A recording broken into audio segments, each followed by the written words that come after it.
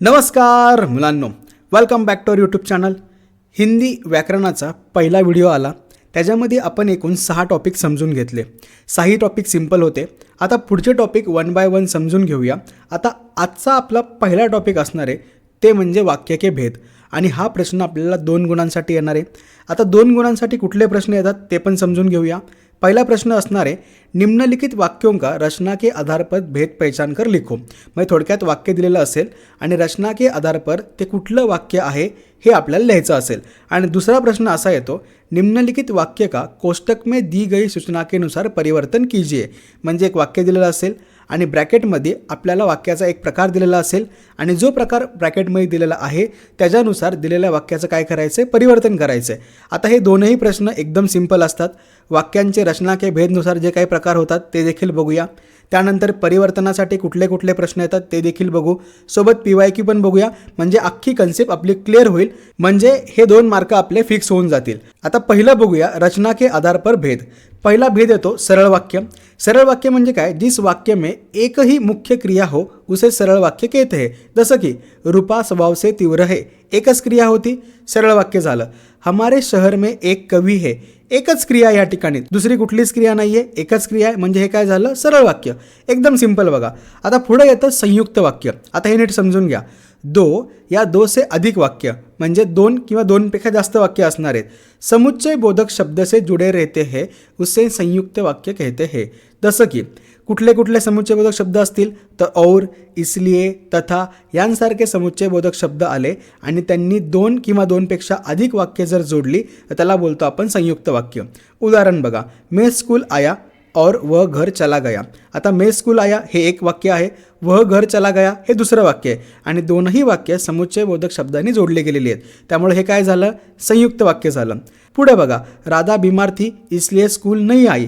परत एकदा, राधा बीमार थी स्कूल नहीं आई. आता हे कुणी जोडलेलं आहे, इसलिएने जोडलं आहे. म्हणजे हे काय झालं, संयुक्त वाक्य झालं. पुढे बघा, राधा को चोट लगी और वह रोने लगी.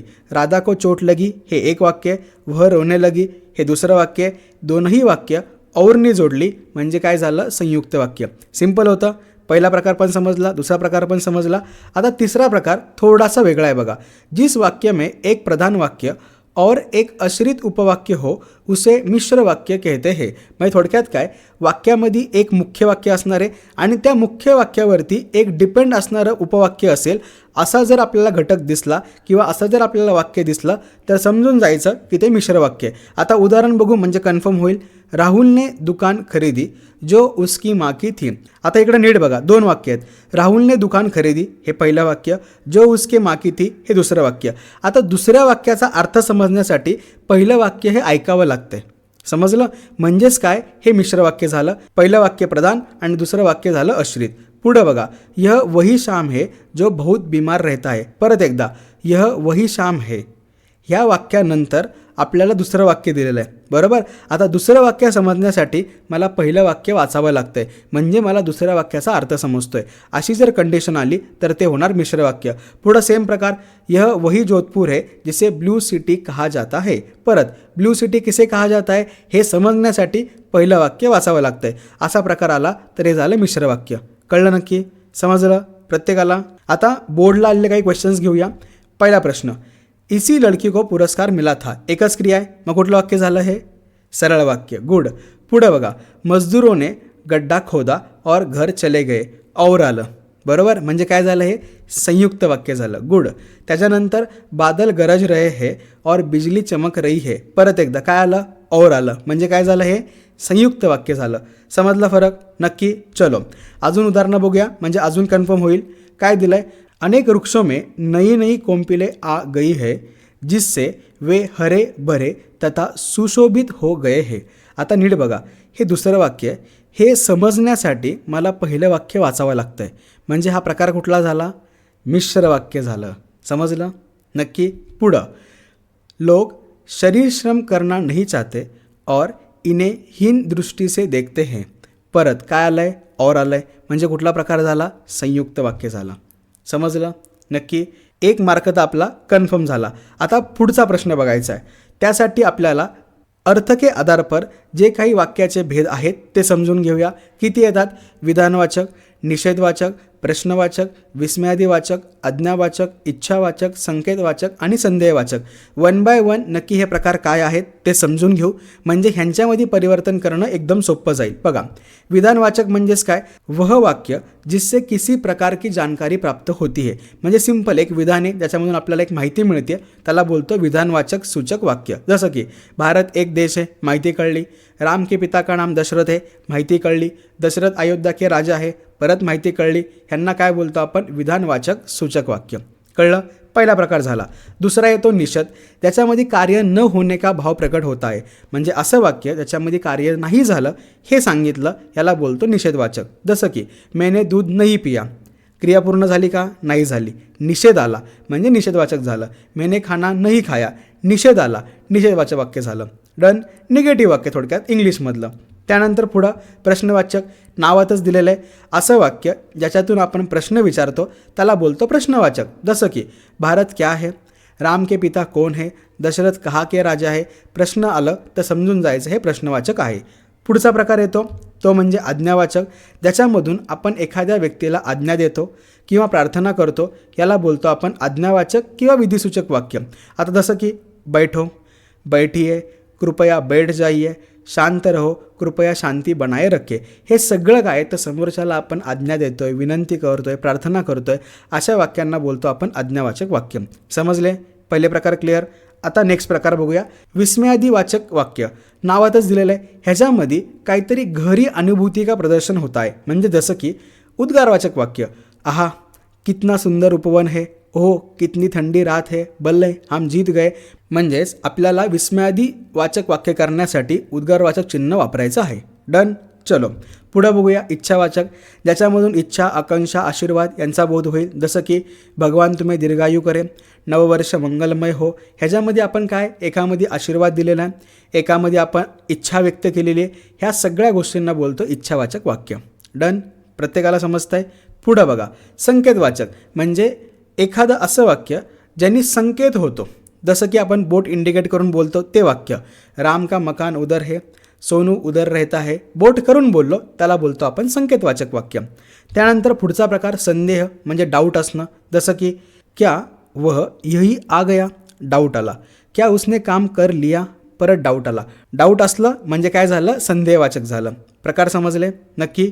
आता आपल्याला करायचं आहे वाक्यामध्ये परिवर्तन. म्हणजे आत्ता जे आपण 8 प्रकार बघितले ते आपल्याला ब्रॅकेटमध्ये दिलेले असतील आणि त्याच्यानुसार जे वाक्य दिलं आहे त्याचं परिवर्तन करायचं आहे. पहिला प्रश्न बघा. क्या उस गली में पेड़ भी है. आता ह्याचं काय करायचं आहे? निषेध करायचं आहे, म्हणजे नाही हे पाहिजे. मग वाक्य कसं होणार? उस गली में पेड़ भी नहीं है. किती सिंपल होतं. झाला निषेध. नक्की कळलं? पुढं बघा. शाम को वह तुमसे मिलने आएंगा. आता ह्याच्यामध्ये प्रश्न विचारायचा आहे, म्हणजे शेवटी आपल्याला प्रश्नचिन्ह द्यायचं आहे. मग वाक्य कसं होईल? क्या वह शाम को तुमसे मिलने आएंगा. झालं? समजलं? बघा हे झालं उत्तर. नक्की प्रत्येकाला कळलं? अजून एक गोष्ट करू शकतो, उलटंही केलं तरी चालेल. क्या वह तुमसे शाम को मिलने आएंगा. दोन्ही ठीक आहे. बघा पहिल्यामध्ये आपण ॲज इट इज वाक्य लिहिलं आणि दुसऱ्यामध्ये आपण फक्त शब्दांची रचना बदलली, तरी अर्थ बदलला का? नाही बदलला. म्हणजे तुम्ही दोन्ही लिहिलं तरी पण चालेल, दोघांनासुद्धा मार्क मिळतील. आता पुढचा प्रश्न बघूया. पुढचा प्रश्न आहे तुम्हें अपना ख्याल रखना चाहिए. आज्ञार्थ करायचं आहे, म्हणजे समोरच्याला आपण काहीतरी ऑर्डर देतो असं सांगायचं आहे. काय सांगणार? ख्याल रखो. बघा तुम अपना ख्याल रखो.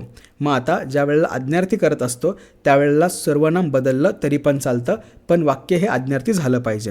आता पुढचा प्रश्न बघा. मानू इतना ही बोल सकी. प्रश्नार्थक करायचं आहे. परत 8वा मागाशी केलं होतं. क्या मानू इतना ही बोल सकी. झाला प्रश्नार्थक वाक्य. समजलं? चलो पुढं बघूया. पुढचा प्रश्न. कितनी निर्दयी हूँ मैं. याला विस्मयार्थक करायचं आहे, म्हणजे उद्गारवाचक चिन्ह आलं पाहिजे. बघा सचमुच मैं इतनी निर्दयी हूँ आलं, उद्गारवाचक चिन्ह आलं, म्हणजे असा शब्द वापरून आपण विस्मयार्थक वाक्य तयार करू शकतो. अजून एका प्रकारे करता येईल, जसं की सचमुच कितनी निर्दयी हूँ मैं. तेच वाक्य होतं, फक्त सुरुवातीला आपण सचमुच शब्द वापरला. डन. पुढं बघा. शेकडो मनुष्यने भोजन किया. काय करायचं आहे? प्रश्नार्थक करायचं आहे. परत 8वा मगासारखं.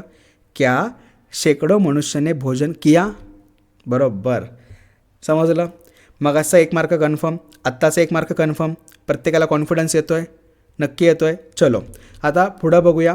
अजून एक प्रश्न, मैं आज रात का खाना नहीं खाऊंगा. याला करायचं आहे विधानार्थक वाक्य. मग ते कसं होणार? मैं आज रात का खाना खाऊंगा. अर्थ बदलला तरी चालतो, काही टेन्शन नाही आहे. आणि हिंदीमध्ये अर्थ बदलतो. निषेध म्हणजे ते नकारार्थक आहे, म्हणजे ती क्रिया करायची नाही आहे. विधानार्थक म्हणजेच काय, तिथं आपण ती क्रिया करणार आहोत, त्यामुळे ते नकारात्मक होतं, इथं होकारात्मक झालं. खतम. पुढं बघा. नेक्स्ट, तुम्हें अपना काम खुद करना चाहिए. परत आज्ञार्थक करायचं आहे. हे असंच वाक्य मागाशी बघितलं होतं. मग काय बोलणार? तुम अपना काम खुद करो. समजलं? नक्की क्लिअर झालं? झाले 2 मार्क कन्फर्म. टॉपिक क्लिअर झाला. मागचा व्हिडिओसुद्धा नीट बघून घ्या. त्याच्यामध्ये आपण 6 ते 7 टॉपिक डिस्कस केलेले आहेत आणि खूप सिम्पल आहेत. व्याकरणाला एकूण 14 गुण आहेत आणि ते 14पैकी 14 मिळालेच पाहिजेत. मागच्या व्हिडिओमध्ये आपण 7 मार्कांचं प्रिपरेशन केलं, इथं 2 मार्कांचं झालं. पुढं आता काल परिवर्तन येईल आणि हळूहळू आपण ते 14च्या 14 मार्क कन्फर्म करणार आहोत.